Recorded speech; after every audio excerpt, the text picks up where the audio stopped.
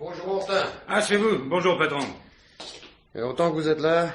Je suis venu aussitôt que nous avons reçu le coup de téléphone, il y a 1 heure à peu près. Vous avez fait les premières constatations? Ah oui, patron. Vous voulez l'identité de la victime? Oui, je vous écoute. Alors, Poincy, André-Louis Émilien, né le 17 novembre 1910 au Mans, marié sans enfant. Bijoutier, propriétaire de la bijouterie dans laquelle nous nous trouvons. Demeuré avec sa femme dans le même immeuble, au 2e étage. Un petit appartement de 3 pièces, assez minable, comme la bijouterie d'ailleurs. Il ne devait pas faire beaucoup d'affaires. Le médecin légiste est déjà venu? Oui, patron. Poincy aurait été tué entre 11h et minuit hier soir. Il fixera le moment exact après l'autopsie. L'arme du crime? Une sorte de long poinçon en acier. Un outil qui appartenait à la victime. Le meurtrier l'a frappé dans le dos. Bon. Alors, on sait comment il est entré? Une bijouterie à 11h du soir, hein. C'est généralement fermé. Poincy avait l'habitude de travailler tard. Il s'était installé une sorte d'atelier dans l'arrière-boutique. Il est probable que l'assassin a frappé à la porte qui ouvre sur le couloir de l'immeuble parce que le rideau de fer était fermé quand je suis arrivé ce matin. Il n'y avait aucune trace d'effraction. Autrement dit, le bijoutier connaissait son visiteur, sans quoi il n'aurait pas ouvert à cette heure tardive.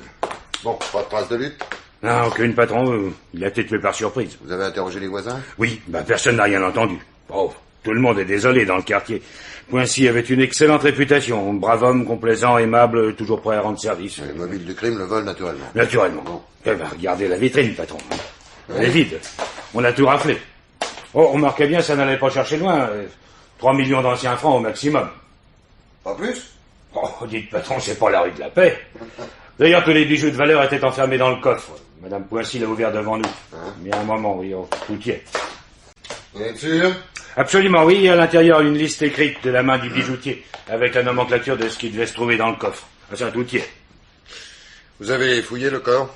Oui, patron. Oh, rien de spécial. Montre, trousseau de clés, portefeuille, là. Oh, tenez, tout est là. Ah si, bien quand même. Regardez dans le portefeuille. Qu'est-ce que c'est que ça? Des quittances de loyer établies à son nom pour un appartement 246 avenue Victor Hugo dans le 16e. Dans le 16e. C'est tout? Oui, tiens bien. Encore une note de teinturerie, oui. Il y en avait pour 30 000 francs. À croire que le bonhomme avait donné tous ses vêtements à nettoyer d'un seul coup. Bon, enfin ça c'est son droit. Il y a un concierge dans l'immeuble? Ah non, patron. Autrement dit, personne ne peut nous décrire le visiteur nocturne. C'est gai.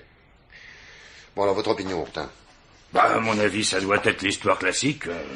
Un truand quelconque a dû venir 2 ou 3 fois ces jours-ci pour acheter des bricoles, ce qui lui a permis de repérer les lieux, puis il est revenu hier soir sous un prétexte ou un autre. Le bijoutier a reconnu son client, il s'est pas méfié, lui a ouvert. Et puis l'autre l'a descendu, il a raflé la camionnette qui était dans la vitrine et il a fichu le camp. Ouais. Oui, mais enfin, pas d'indice et pas de suspect. C'est encore une enquête facile en perspective. Ouais. Bon, je vais aller voir sa femme. Non, c'est au 2e étage, vous m'avez dit? Oui, patron. Bien entendu, il n'y a pas d'ascenseur, hein. Si.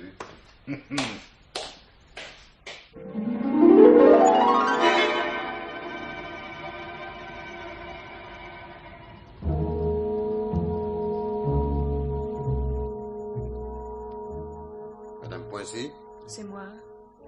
Commissaire Legrand. Ah, entrez, commissaire. Je savais que vous alliez venir. Merci, madame. Je suis désolé de vous importuner dans un moment pareil, madame, mais les nécessités de l'enquête... Oh, je sais, commissaire. Je suis à votre disposition. Merci.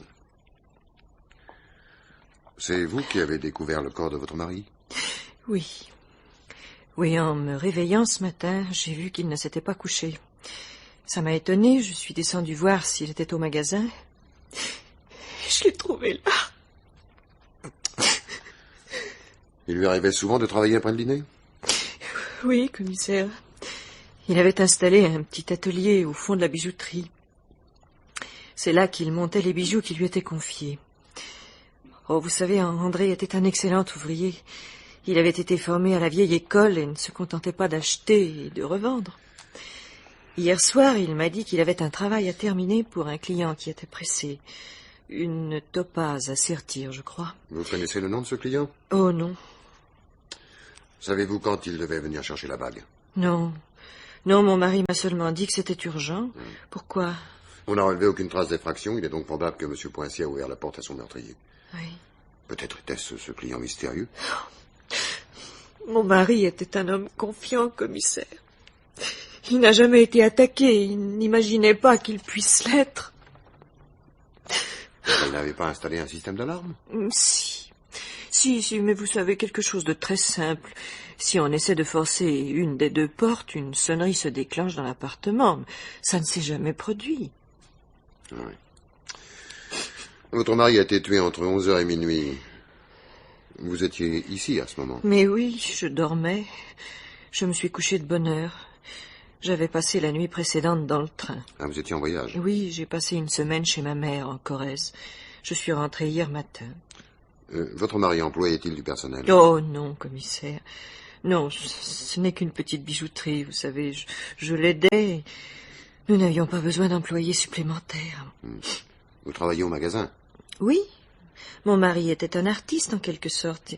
Il ne comprenait pas grand-chose à l'administration. Je m'occupais de la comptabilité, des déclarations, vous comprenez. Et comme ça, il pouvait sortir quand il devait aller voir un fournisseur ou un client important. Je restais au magasin. Mais alors, pendant cette semaine que vous avez passée chez votre mère, M. Poincy est resté seul? Non, je ne pense pas. Quand je suis partie, il m'a dit qu'il donnerait un coup de téléphone à la chambre syndicale. Ils ont une liste de personnes qui peuvent assurer ce genre de remplacement. Ce sont des gens de confiance, bien entendu. Je vois. Avez-vous des soupçons, madame? Oh, mais comment voulez-vous que j'en ai, commissaire? Mon mari était un homme calme, sérieux. Tout le monde l'aimait. Il était la bonté même. Quelqu'un en a profité. Mon Dieu, mais qu'est-ce que je vais devenir sans lui? Calmez-vous, madame. Excusez-moi. Je vous en prie. Une dernière question, madame. Vous n'avez jamais habité le 16e arrondissement, avenue Victor Hugo? Non, jamais. Connaissez-vous quelqu'un qui y demeure, enfin un parent, un ami proche? Personne, commissaire. Pourquoi? Non, c'est sans importance, madame. Bien, je vais vous laisser. Au cas où vous apprendriez quelque chose, je compte sur vous pour nous le faire savoir. Certainement, commissaire.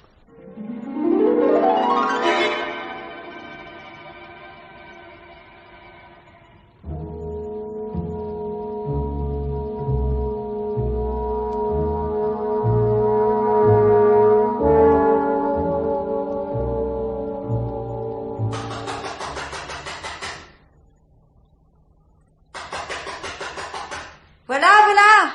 Qu'est-ce que c'est? Monsieur Poincy, s'il vous plaît. Monsieur Poincy? Oh, mais il n'habite pas ici? Je sais, il a un appartement dans l'immeuble, non? Oui?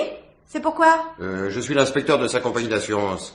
Monsieur Poincy désire s'assurer contre le vol, alors je suis venu visiter les lieux. Ah bon? C'est au rez-de-chaussée de l'autre côté du hall. Merci, madame. Là, l'appartement est occupé en ce moment? Oui. La nièce de Monsieur Poincy y habite, Mademoiselle Laurière. Ah bon?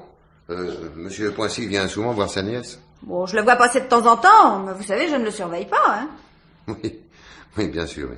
Bonjour, merci, madame. Je vais aller voir Mademoiselle Laurière.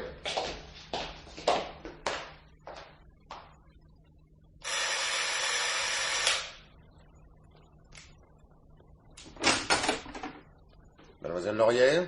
C'est moi. Commissaire principal Legrand, police judiciaire. La police? Oh mon Dieu, mais que se passe-t-il? Bon, quelques questions à vous poser. Je peux entrer? Oui, naturellement, monsieur le commissaire. Tenez, par ici. Merci. Entrez, asseyez-vous. Merci. Vous êtes la nièce de Monsieur Poincy, n'est-ce pas? Oui.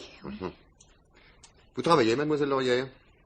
Je ne comprends pas. Je voudrais savoir si vous travaillez, enfin, quels sont vos moyens d'existence? Ah oui, je suis secrétaire. Ah. Dans quelle maison? C'est-à-dire, je ne travaille pas en ce moment. Ah. Mais c'est provisoire, bien entendu. Bien entendu. Mais j'espère que je ne vous dérange pas. Vous étiez sur le point de partir en voyage, alors je vois que il y a des... Envoyé. Ah oui, les valises. Non, ce sont des affaires que je dois rapporter à une amie. Ah, oui. Vous entendez bien avec votre tante? Ma tante? Oui. Ah oui, naturellement. Votre oncle est locataire en titre de cet appartement, alors je suppose qu'il vous le sous-loue. Oui, c'est ça. C'est ça. Quel est le montant du loyer que vous lui versez? Le montant... Mais enfin, monsieur le commissaire, pourquoi me posez-vous toutes ces questions? Monsieur Poincy est mort. André! Oh non! Oh non, c'est pas vrai. Monsieur Poincy a été assassiné hier soir dans sa bijouterie entre 11h et minuit. Je suis venu vous interroger dans le cadre d'une enquête criminelle, mademoiselle Laurière. Je vous engage donc à ne pas me mentir.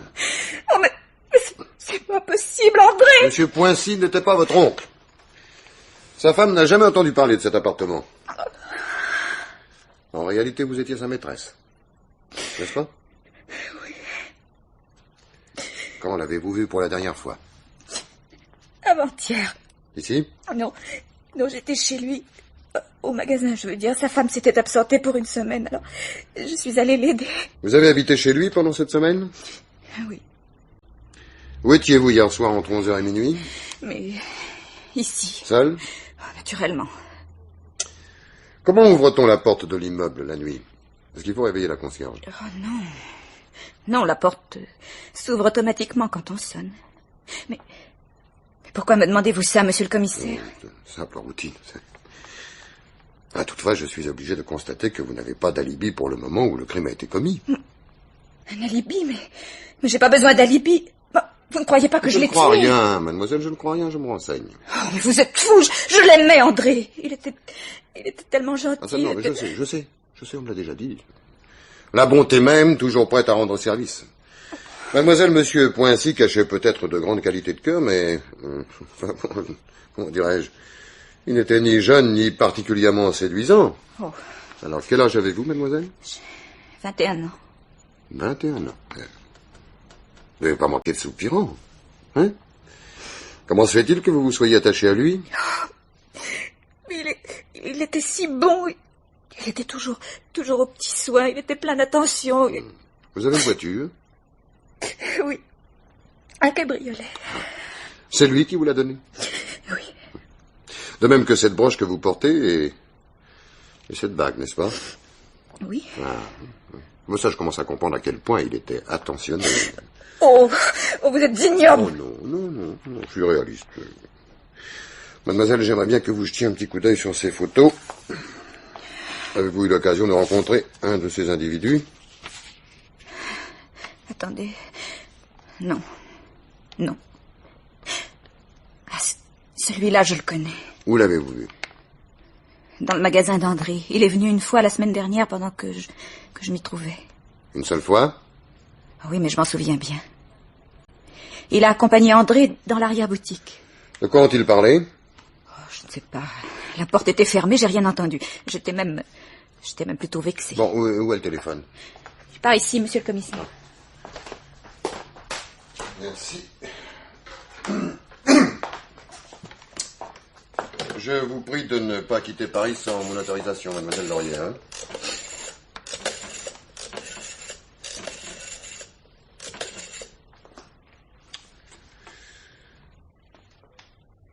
Allô? Non, allô, passez-moi Hortin. Hortin? C'est le patron. Je voudrais que vous fassiez immédiatement rechercher Doucier. Maurice Doucier. Oui, c'est ça, le casseur de bijouterie, voilà. Il est venu la semaine dernière chez Poincy. Alors alertez la mondaine, les garnis, la police municipale, il me le faut d'urgence, hein. Mettez tout le monde dessus. Oui. Bon, alors parfait. D'ailleurs, j'arrive, je serai là dans une demi-heure à peu près, hein, tout de suite.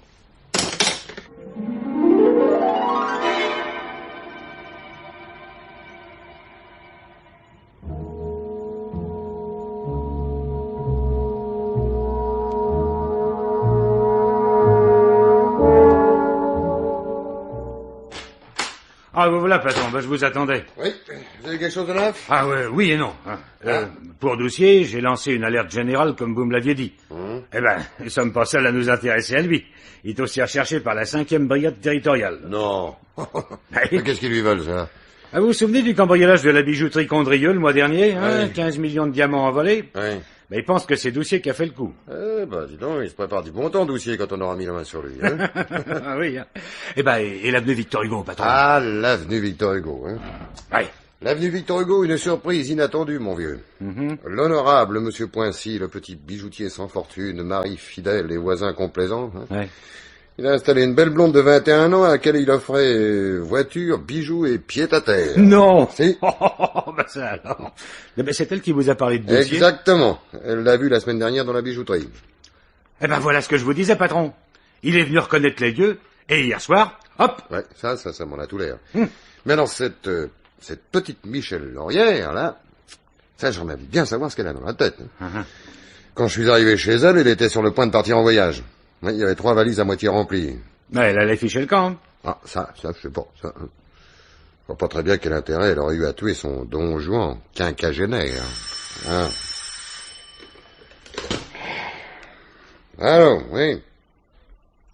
Qui? Ah bah ça alors. Mais bien sûr que je vais le recevoir, mais fais-le monter tout de suite. Ah, ça alors. Qui est-ce, patron? Ah, je vous le donne en 1000, mon vieux. Ouais. Henri Vernoux. Oh, sans blague. Si. Henri le Suisse, il est en France? Ah oui, mais non seulement en France, il est même dans l'escalier. Là. Ah ben, elle est bien faite, la police des frontières. Personne ne savait qu'il était là. Bon, ben, si vous avez besoin de moi, patron, je suis à côté. Hein. Ah, merci, d'accord. Monsieur le commissaire principal Legrand, je suppose. C'est moi, asseyez-vous, monsieur Vernoux. Merci. Puis-je fumer? Mais je vous en prie. Voulez-vous... Non, merci, non, excusez-moi, je ne fume que la cigarette, je ne fume pas le cigare. Ah, vous vous privez d'un grand plaisir, monsieur le commissaire principal. Enfin, cela ne regarde que vous. Et voici, j'ai appris le décès de monsieur André Poincy. Comment? Pardon? Je dis comment? Je vous demande comment vous l'avez appris. Les journaux de l'après-midi ne sont pas encore sortis et personne n'en a parlé. Ah oui, je comprends, oui. Monsieur le commissaire principal, j'ai téléphoné chez lui il y a 1 heure environ. Ah, à quel sujet? Je désirais prendre rendez-vous avec lui.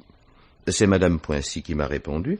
Je me suis fait connaître et elle m'a raconté ce qui s'était passé.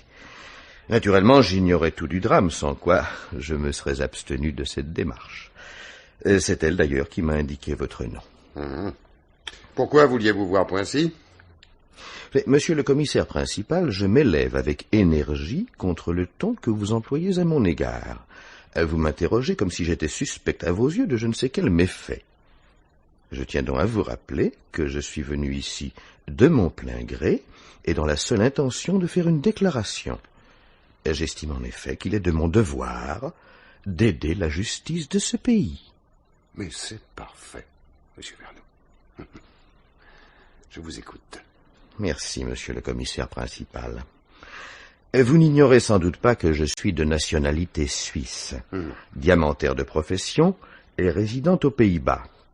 Notre corporation édite une sorte de bulletin de liaison mensuel, imprimé en plusieurs langues, qui est adressé à tous les professionnels d'Europe. J'ai fait paraître une note dans le dernier numéro pour signaler qu'un de mes clients cherchait à se procurer des petits camés d'origine italienne. À vrai dire, il ne s'agit pas de bijoux de grande valeur, mais cette personne en possède déjà un certain nombre et y attache une grande importance. Quelques jours plus tard, M. Poincy m'a écrit pour me faire savoir qu'il détenait une pièce semblable à celle que je recherchais. Je lui ai répondu en lui demandant de conserver le camé jusqu'à ce que je vienne lui rendre visite. Vous avez la lettre de M. Poincy? Mais certainement, la voici. Merci. Puis-je la garder? Mais bien entendu, monsieur le commissaire principal. Merci. Puis-je me permettre de vous poser une question, monsieur Vernoux? Pourquoi êtes-vous venu me voir? Mais je vous l'ai dit, monsieur le commissaire principal. J'estime qu'il est de mon devoir d'aider la justice de ce pays. Quand êtes-vous arrivé en France? Hier soir. Quelle heure? Vers 1 heure du matin. Où vous trouviez-vous entre 11h et minuit? Sur la route. Oui, je suis venu de Lausanne en voiture. Et je regrette que la conversation ait pris, par votre faute, je le souligne, cette tournure désagréable, et je crois préférable de me retirer. Je vous en prie. Permettez-moi néanmoins de vous rappeler que je m'intéresse toujours à ce petit camé. Oui, au cas où vous retrouveriez les bijoux qui ont été dérobés chez ce pauvre monsieur Poincy, je suis toujours acheteur. À un bon prix même, cela pourrait rendre service à la pauvre veuve. Oh, je vous remercie pour elle de cette délicate attention. Mais c'est la moindre des choses. Et bien qu'aucune affaire particulière ne me retienne dans votre pays, je resterai 1 ou 2 jours à Paris dans l'espoir que vous récupérerez les bijoux. Oui, j'ajoute même que mon client attachant une grande importance sentimentale à l'acquisition de cette pièce, je pourrais peut-être obtenir, si votre diligence permet de le retrouver rapidement, que ce client adresse un chèque à monsieur le préfet pour les œuvres sociales de la police. Non, ce serait bien entendu un petit chèque, mais enfin. Voilà. Au revoir, monsieur le commissaire principal.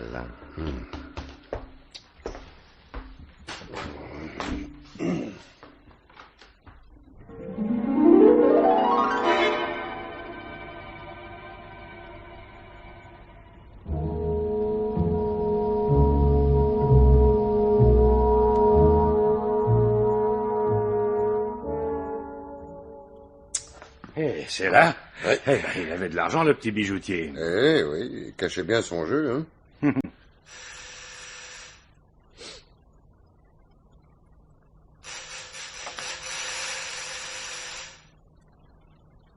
Quoi, qu'est-ce qu'elle fabrique?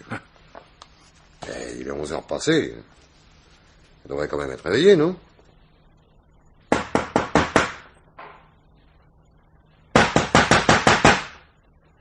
Ah ben, y a personne, hein. Bon, allons demander à la concierge si elle l'a vu passer. Oui.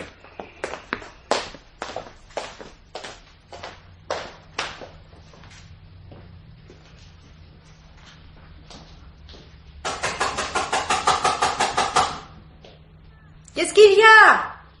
Ah, c'est vous? Oui, savez-vous si mademoiselle Laurière est chez elle? Certainement. Vous avez sonné? Oui, mais elle répond pas, hein. Ah, alors elle a dû sortir. C'est drôle parce qu'en général, elle est encore là à cette heure-ci. Dites-moi, vous avez une clé de son appartement? Oui. La plupart des locataires m'en laissent une pour le cas où il se passerait quelque chose. Bon, écoutez, je voudrais que vous alliez ouvrir la porte, là. Ah, non! Je tiens pas à avoir des histoires. Vous pensez bien que j'ai pas le droit d'ouvrir comme ça à n'importe qui? Tenez, oui. Qu'est-ce que c'est que ça? Ça, c'est ma carte, police judiciaire. Alors, j'ai également un mandat de perquisition en bonne et due forme, alors si vous désirez le voir... Oh, bon. Je me disais bien que vous n'aviez pas l'air d'un inspecteur d'assurance. Eh non, merci. Bon, alors maintenant, voulez-vous nous ouvrir cette porte, s'il vous plaît? Attendez une seconde, je vais chercher la clé. C'est ça.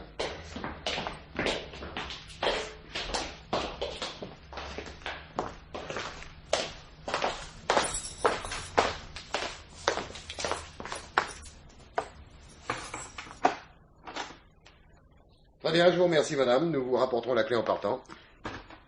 Bon, dis donc, je vais voir dans sa chambre si... Oh, mince alors.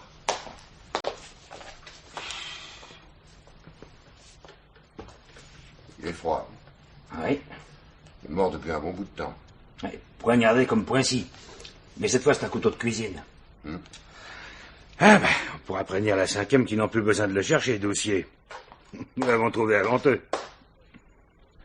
Bon, je vais rester ici, Ourtin. Hein. Vous filez au galop, lancez immédiatement un télégramme de recherche concernant la nommée Laurière Michel, 21 ans, blonde, de 1m65 environ. Circule probablement dans une voiture de sport. Ah, vous connaissez le numéro, patron? Ah non, ça non. Alors demandez à la concierge. Oui. Enfin, à défaut du numéro, elle pourra vous indiquer la marque et la couleur.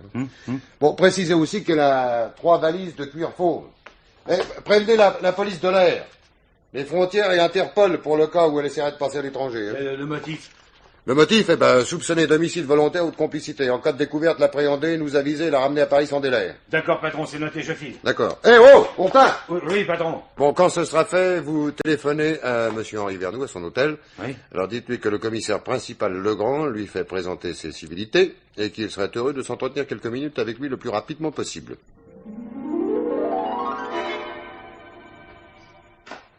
Entrez, monsieur Vernou, entrez. Je ne pensais pas vous revoir si vite après notre entretien d'hier. Mais moi non plus, monsieur le commissaire principal, mais je me réjouis de votre convocation. Je suppose que vous avez retrouvé les bijoux et que je vais pouvoir acheter le camé. Ah, à vrai dire, il ne s'agit pas exactement de ça, non. Non. Connaissez-vous un certain Doucier? Maurice Doucier. Doucier? Oui. Non, je ne vois pas. Non, qui est ce monsieur? Doucier était un spécialiste du cambriolage de bijouterie. Enfin, je dis était parce que Quelqu'un l'a fait passer de vie à trépas la nuit dernière, entre 1h et 2h du matin, s'il faut en croire les premières constatations du médecin légiste. Mais c'est bien regrettable pour ce monsieur Doucier, mais je ne vois pas en Où quoi cela étiez-vous me- la nuit dernière, entre 1h et 2h du matin, monsieur Vernou? Mais dans mon lit, monsieur le commissaire principal, à mon hôtel. Seul? Monsieur le commissaire principal, je suis un homme marié. Oh, je vous demande pardon. Excusez-moi. Mais en somme, vous n'avez pas d'alibi. Mais pourquoi donc aurais-je besoin d'un alibi? Je vous ai dit que je ne connaissais pas ce monsieur Doucier. Ben, évidemment, oui. Mais j'aurais néanmoins souhaité avoir la certitude que vous ne vous trouviez pas la nuit dernière avenue Victor Hugo. Bon, autre chose. Maintenant, vous affirmez toujours être arrivé à Paris avant-hier soir vers 1h du matin. À quelques minutes près, oui. Oui, le portier de nuit l'a confirmé en effet, mais enfin ça ne prouve rien, monsieur Vernou. Rien du tout. Vous avez fort bien pu arriver à Paris plus tôt, régler certaines affaires avant de vous rendre à votre hôtel. Oh, régler des affaires au milieu de la nuit. Ce n'est pas dans mes habitudes, monsieur le commissaire principal. Peut-être. Vernou, je désire connaître la nature exacte de vos relations avec André Poincy. Mais je ne comprends pas. Hier, je vous ai expliqué... Non, mais je sais. Vernou, j'ai appris certaines choses qui m'incitent à réviser l'opinion que je m'étais faite quant à la personnalité de Poincy. Cet honorable commerçant aux ressources modestes dépensait des sommes considérables pour subvenir aux besoins d'une jeune personne qui lui était chère. C'est intéressant. Ouais. Alors, vous étiez en relation d'affaires avec lui pour l'achat d'un petit camé sans valeur commerciale réelle, dites-vous. Pourtant, vous êtes venu à Paris uniquement pour le voir et l'acheter. Alors moi, je trouve ça assez curieux. Je vous ai dit, monsieur le commissaire principal, que mon client était prêt à dépenser une somme importante pour se le procurer. Et je ne vous cache pas que je compte tirer un gros bénéfice de cette pièce. Prétexte. En réalité, je suis persuadé que vous êtes venu ici dans le seul but d'acheter à Poincy des bijoux volés. Pas une bricole sans valeur. Votre bulletin de liaison internationale est un merveilleux moyen pour vous d'entrer en relation avec vos fournisseurs occultes. La lettre de Poincy, que vous m'avez si obligeamment montrée hier, a probablement une signification toute différente de celle que laisse supposer son texte anodin. Tout ceci est ridicule. C'est vous qui le dites. Patron, la petite laurière, Quoi, la petite laurière? elle a été arrêtée dans la forêt de Fontainebleau. Quoi? La gendarmerie de Melun vient de téléphoner pour prévenir. C'est parfait, ça, où est-elle? La Sûreté nationale nous la ramène. Ils seront là dans une demi-heure. Bien. Bon, puisque vous êtes là, Ourtin, nous allons en profiter. Installez-vous à la machine à écrire. Vous allez taper la déposition de monsieur Vernou. Ma déposition? Mais je n'ai rien à dire, monsieur le commissaire Bon, vous y principal. êtes, Ourtin.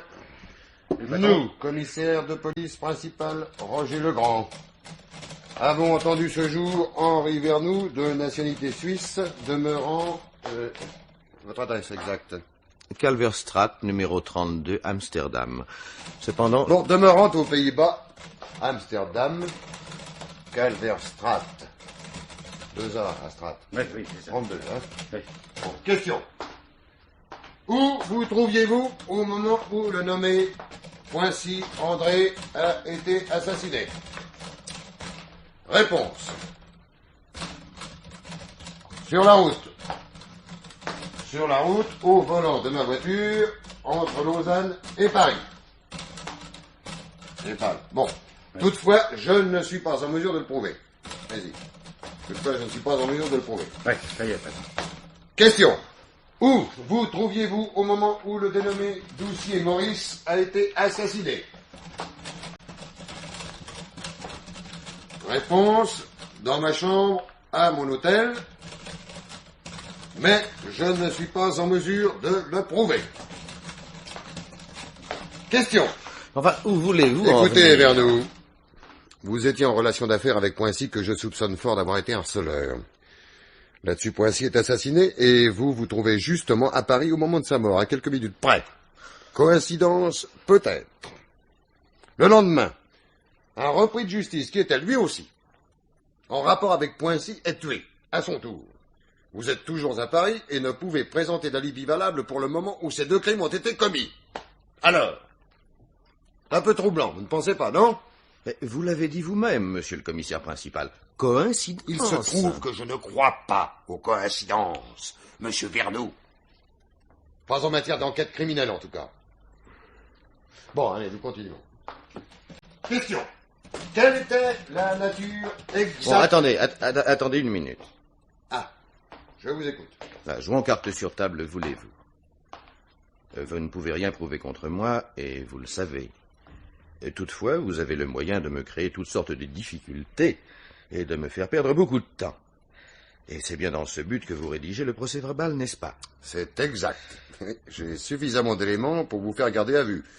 Et peut-être même obtiendrai-je mieux. Oui, vous êtes plus astucieux que je ne l'aurais cru. Merci. Que voulez-vous me faire dire?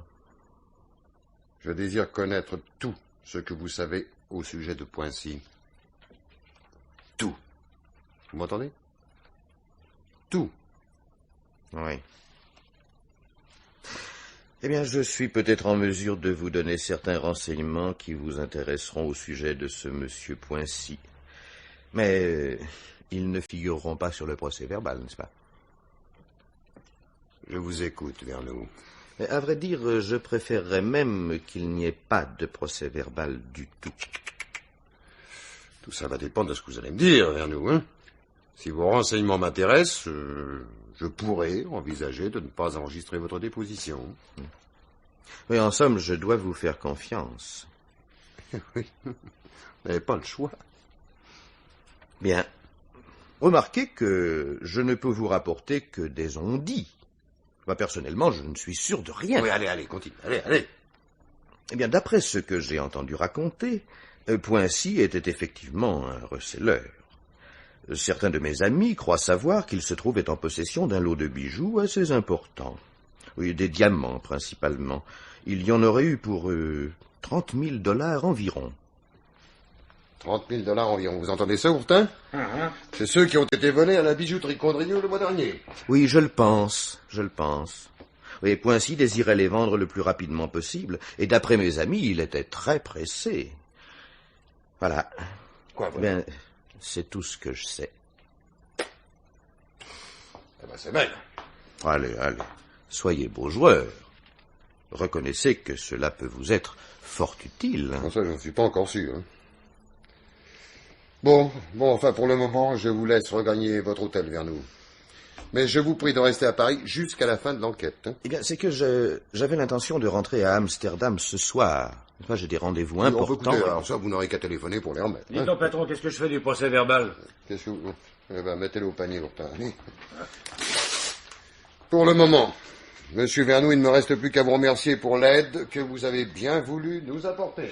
Mais je vous en prie, monsieur le commissaire principal. Trop heureux d'avoir pu aider la justice française. Merci. Ah, le bandit. Ah, il nous a quand même donné un bon tuyau, patron. Ah, ça, c'est pas sûr, ça. Parce que ce qu'il nous a dit, de toute façon, nous aurions bien fini par le savoir. Hein? Ouais. Je trouve qu'il a lâché un peu trop facilement le tuyau. Ben, je pouvais rien contre lui. Il le savait parfaitement. Des embêtements, pendant 2 ou 3 jours. Il en a l'habitude. Non, ça, il nous cache quelque chose de beaucoup plus important. C'est pour ça qu'il a parlé. Pour ne pas être obligé de lâcher le gros morceau. Mais quoi donc, patron? Quoi donc? Je voudrais bien le savoir, moi. Ben, en tout cas, faites-le surveiller, discrètement. En admettant même qu'il n'ait pas commis les 2 meurtres, je suis persuadé qu'il sait quelque chose. Enfin, on verra bien. Pour le moment, notre coupable numéro 1, c'est la jeune Michel Laurière. Ben, au fait, où est-elle, celle-là? Ben, elle devrait être arrivée, maintenant. Ben, je vais voir, patron. C'est ça. Un bijoutier, un voleur de bijoux, un marchand de bijoux, une belle blonde. Elle est là, patron. Mais il y a aussi Madame Poincy qui voudrait vous parler. Madame Poincy, qu'est-ce qu'elle veut? Enfin, écoute, c'est bon, faites-la entrer. Hein? Par ici, madame. Merci. Excusez-moi de vous déranger, commissaire. Je vous en prie, madame. J'ai longuement hésité à venir vous voir. Qu'est-ce que je peux faire pour vous, madame? Je crois devoir vous signaler une aventure curieuse qui m'est arrivée hier. Je vous écoute. Voilà. J'ai reçu hier soir une visite étrange. J'étais sur le point d'aller me coucher lorsqu'on a sonné à la porte. Naturellement, je suis allée ouvrir, un peu surprise. Et je me suis trouvée en face d'un homme que je ne connaissais pas. Il m'a dit s'appeler Doucier. Hein? Mais que se passe-t-il, commissaire? Pardon, vous avez bien dit Doucier? Oui, c'est le nom qu'il m'a donné, oui. Maurice Doucier, je crois bien. Et vous le connaissez? Continuez. Eh bien, cet homme m'a tenu d'étranges propos. Il m'a affirmé avoir confié à mon mari des bijoux de très grande valeur, en lui demandant de les vendre pour son compte. Cet individu paraissait persuadé que les bijoux en question étaient en ma possession. Moi, je n'ai pas compris grand-chose à ce qu'il disait. Il paraissait très excité. Je me demande s'il n'était pas ivre. Que s'est-il passé? Rien. Rien, j'ai réussi à le persuader que je n'avais jamais entendu parler de ces bijoux et il a fini par s'en aller. Quelle heure était-il? Il devait être minuit moins le quart lorsqu'il est arrivé. Mais si ça vous intéresse tellement, je peux peut-être vous obtenir un renseignement plus exact. Mes voisins de palier ont dû passer la soirée dehors. Je les ai aperçus qui rentraient au moment même où j'ouvrais la porte à ce monsieur Doucier. Alors si vous voulez, je pourrais leur demander à quelle heure ils sont rentrés. Non. Non? Non, ça fait rien, non.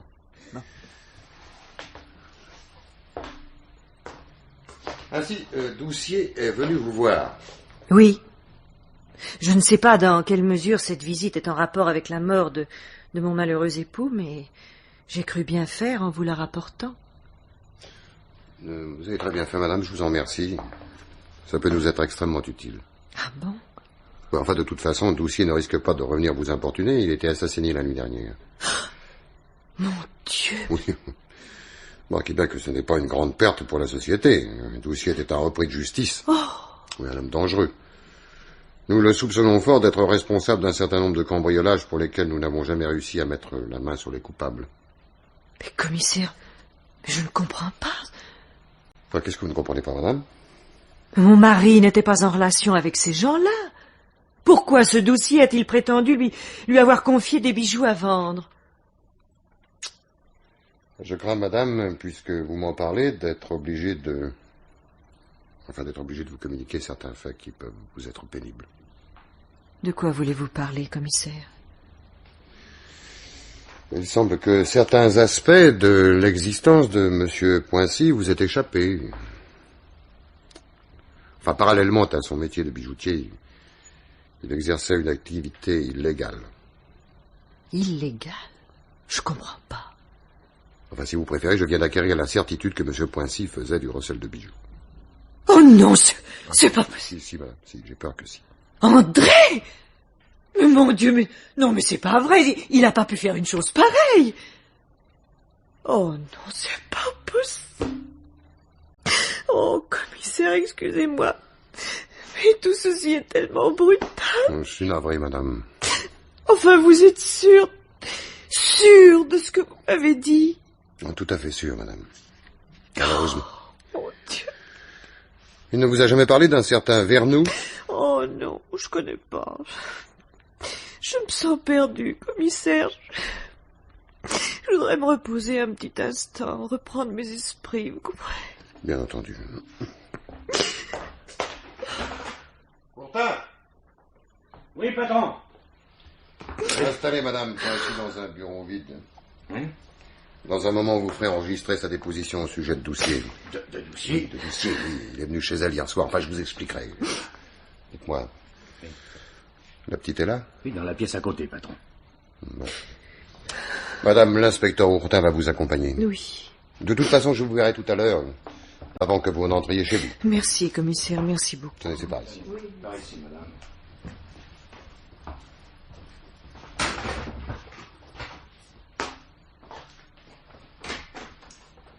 Allez, entrez-vous. Monsieur le commissaire, je vais tout vous expliquer. Oh, mais ça, j'y compte bien, mademoiselle Laurière. De nouveaux mensonges pourraient vous coûter très cher. N'oubliez pas qu'il y a eu 2 meurtres. Je suis innocente, monsieur le commissaire. Lesquels? Comment pouvez-vous imaginer que j'ai tué André? Je n'imagine rien du tout.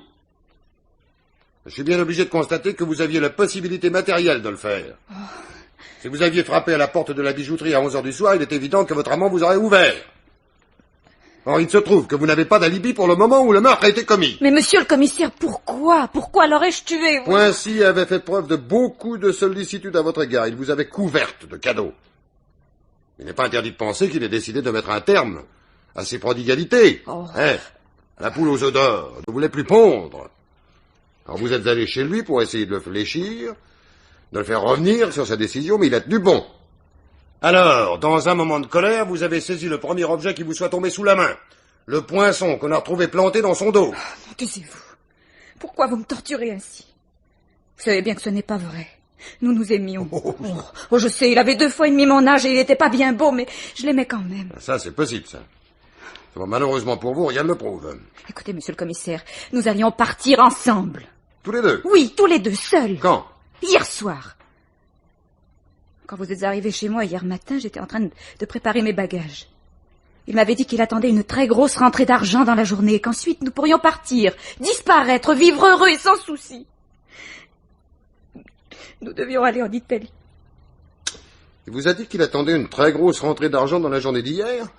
C'est intéressant, ça. Savez-vous qui devait le lui apporter? Non. Non, il ne m'a rien dit. Dites-moi, mademoiselle Laurière, vous ne vous êtes jamais demandé comment il se faisait que monsieur Poincy, propriétaire d'une bijouterie assez minable, et qu'il ne devait pas lui rapporter grand-chose, soit en mesure de vous faire les cadeaux coûteux que vous attendiez de lui? Si. Vous connaissez l'explication? Oui. Ah. Oui, il m'a tout avoué la semaine dernière. Avant, je ne m'étais pas rendu compte, mais quand j'ai vu son magasin, son petit appartement, j'ai compris qu'il devait y avoir autre chose.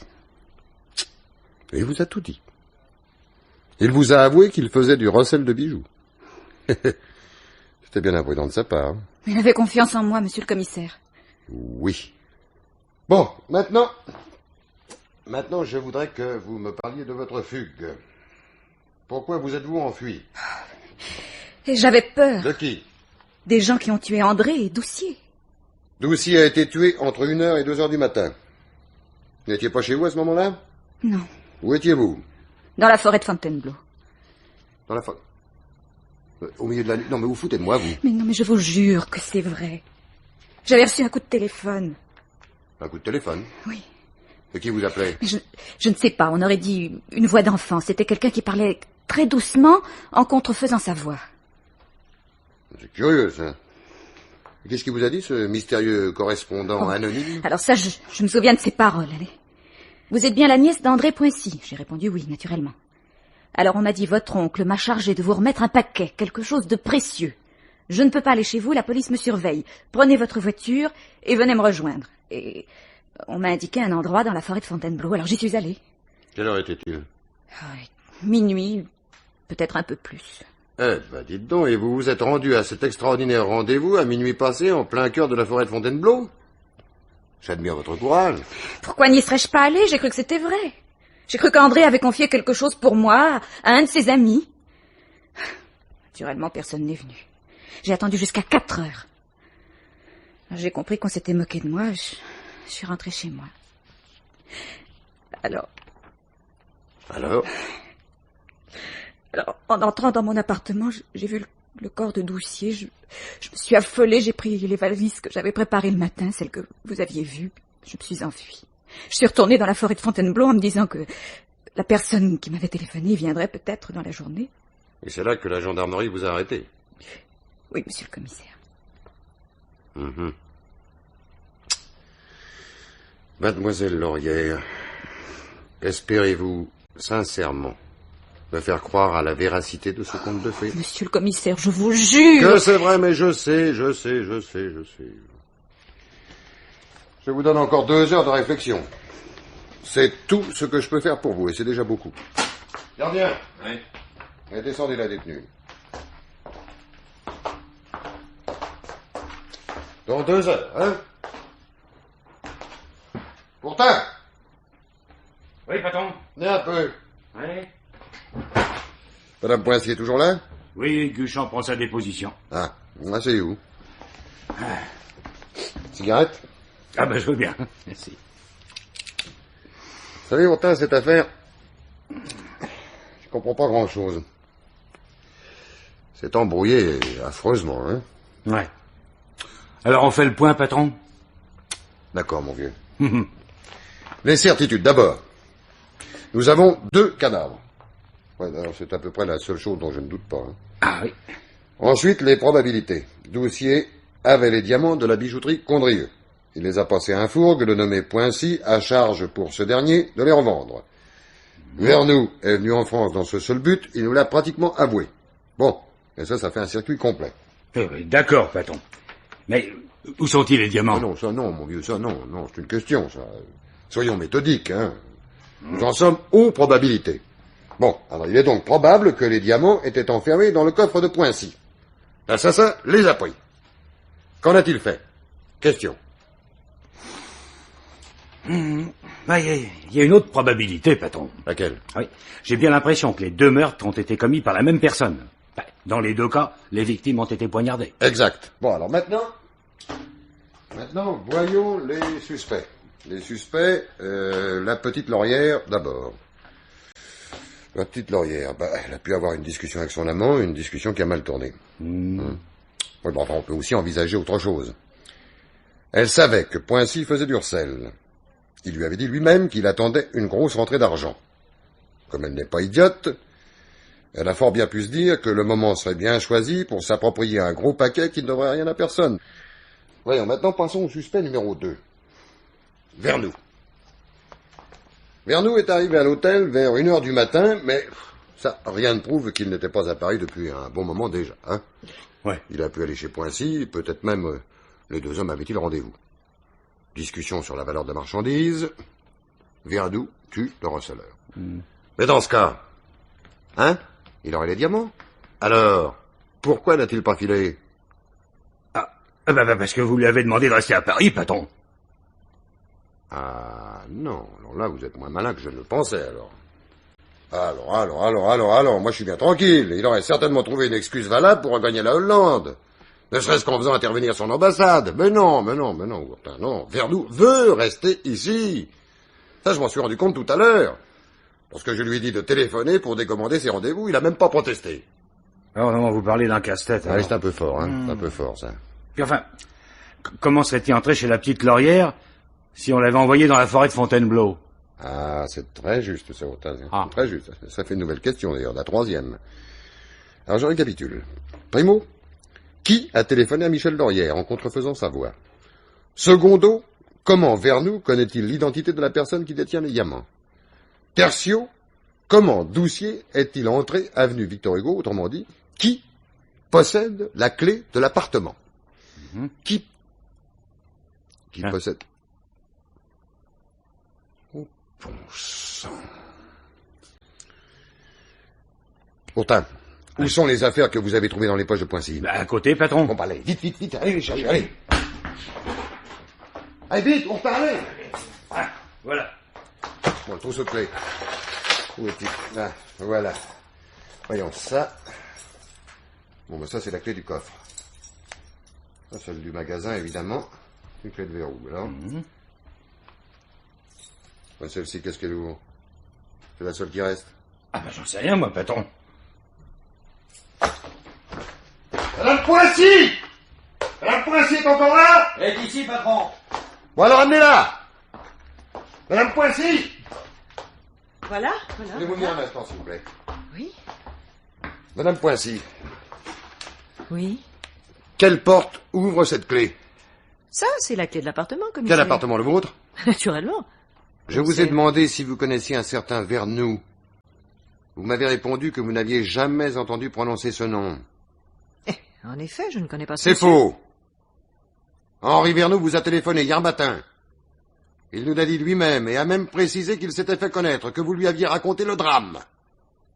Alors, pourquoi avez-vous prétendu ne pas le connaître? Ah oui.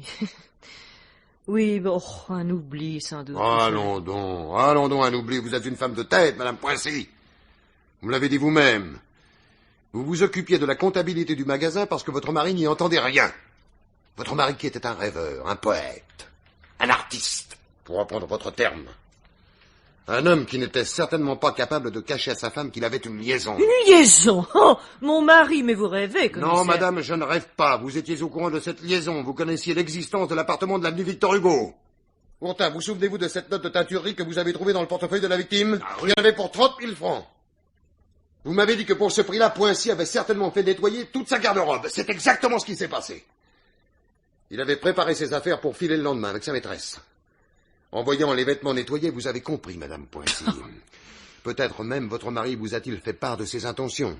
Il était incapable de tenir sa langue. Il avait même raconté à sa maîtresse qu'il était receleur. Non, tout ça est ridicule. S'il l'avait dit à sa maîtresse, il est évident que vous étiez vous-même au courant. Le soir de votre retour, vous êtes descendu au magasin. Vous acceptiez que votre époux ait une aventure, mais vous vous refusiez à ce qu'il vous abandonne avec la petite bijouterie pour tout viatique. Il n'y avait qu'une solution. Vous l'avez tué. Vous avez pris les diamants dans le coffre. Et le lendemain matin, vous avez découvert le cadavre.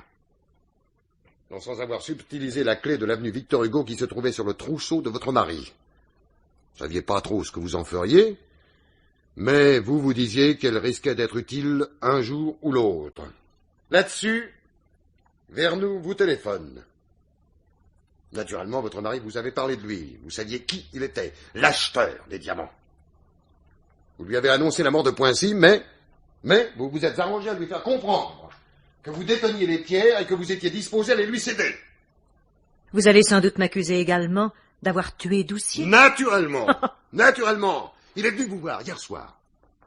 Hier soir. Comme vous l'avez dit.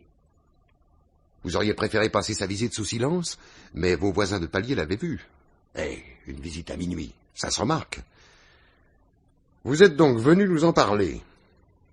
Il vous a demandé ce qu'étaient devenus les diamants. C'est alors que vous avez vu tout le parti que vous pourriez tirer de cette visite. Vous approprier les pierres en toute impunité et compromettre irrémédiablement la maîtresse de votre mari. Mais c'est elle, patron, qui a téléphoné la petite Laurière. Exact. C'est elle. Elle a dit à Doucier que son mari avait caché les diamants avenue Victor Hugo, qu'elle était prête à l'accompagner pour les lui rendre, mais qu'il fallait d'abord éloigner Michel Laurière, qui n'était au courant de rien.